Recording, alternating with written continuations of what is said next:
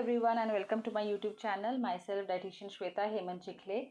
I have done my MSc Dietetics and Certified Diabetes Educators course, and I've been working in this field since last 15 plus years as a clinical nutritionist.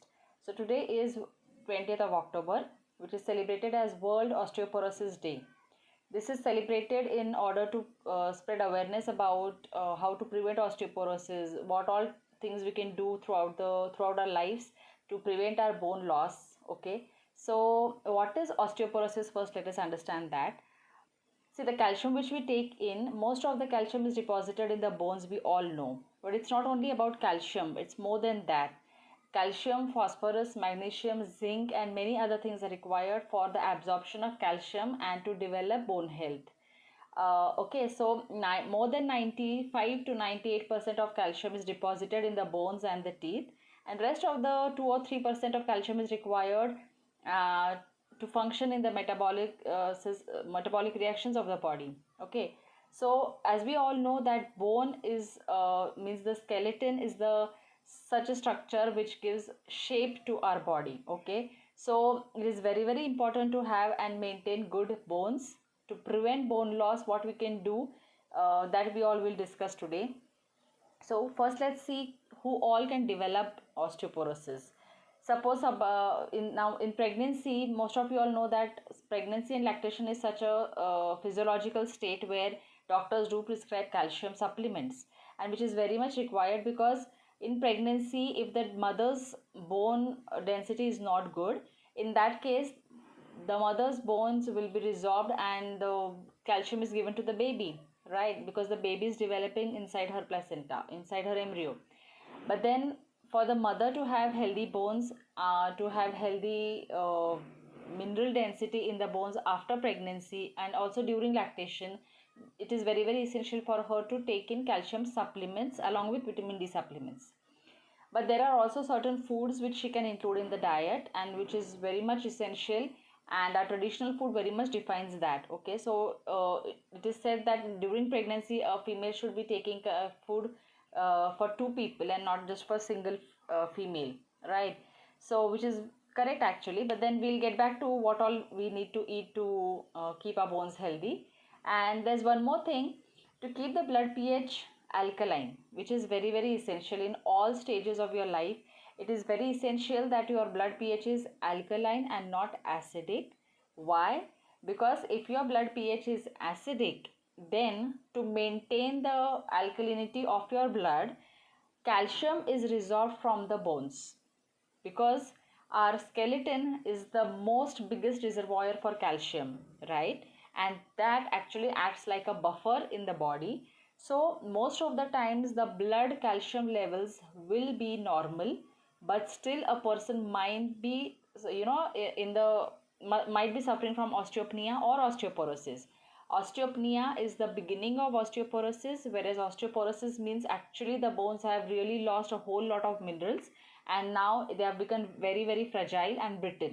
Okay, so by having a lot of how can you prevent this from happening? Now there was a study which was conducted and it saw that most of the females were fed with good amount of salads and fruits, and they saw that in between 35 to 55 years of age, most of the calcium is being deposited. Means the bone mineral density of the of any individual will be maximum during the age of 35 to 55, especially in females. And after that, during menopause, of course menopause is such a condition wherein there is a lot of again bone loss which happens because of certain hormonal changes in the body, and that's why calcium absorption is also affected, right? So if you want to have good healthy bones in your old age, it is very essential to have good healthy nutritious food and calcium rich food, and food which will keep your blood alkaline during the early stages, the middle age of your middle ages, okay, that stage of your life. So that is one thing I wanted to tell you all. And special cases like old age, pregnancy, lactation, postmenopausal phase, apart from this there is no need of calcium supplementation to anybody in their lifetime actually, if we see. Okay, so Now in children they say if there is lack of calcium or if there is lack of vitamin D in the body, then children develop rickets. So most of the times pediatricians do prescribe calcium, vitamin D supplements and multivitamin, multimineral supplements up till the age of 2. So if your doctor has prescribed that, please do give the child that supplement for that specific period of time. And post pregnancy, post lactation, if the doctor has found out that your bone mineral density is less, in that case you might take calcium supplements in cycles but not on a regular basis, because that can also lead to hypertoxicity. It could lead to toxicity of calcium. Okay, so please don't do that. You should take it in cycles. Now coming to what food sources are important. Now this is very simple actually. If you have a healthy lifestyle, if you are not overweight, and if you have good, it is very essential to have a good gut flora. Why that is important? Because unless and until you have a good gut flora, your absorption will not be that good.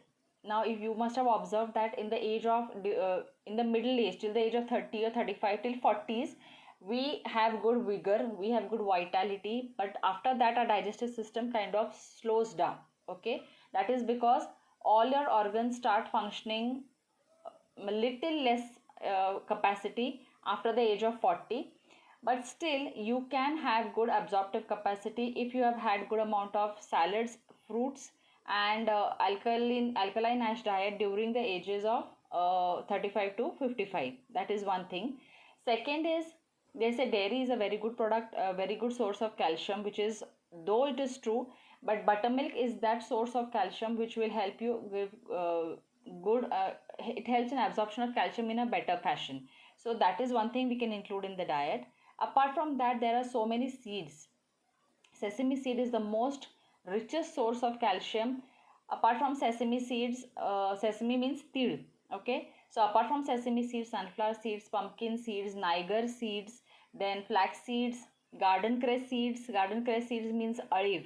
Okay, so all these seeds are very high in all kind of minerals. So for developing good bones or to have good mineral density, it is not only necessary to have good calcium, but apart from that you should also have good amount of magnesium, phosphorus in the diet and good amount of vitamin D, along with good absorptive capacity. That is very important. Okay, so apart from that, there are other green leafy vegetables, seasonal vegetables which we have, all beans, drumsticks. Drumsticks are a very good source of calcium.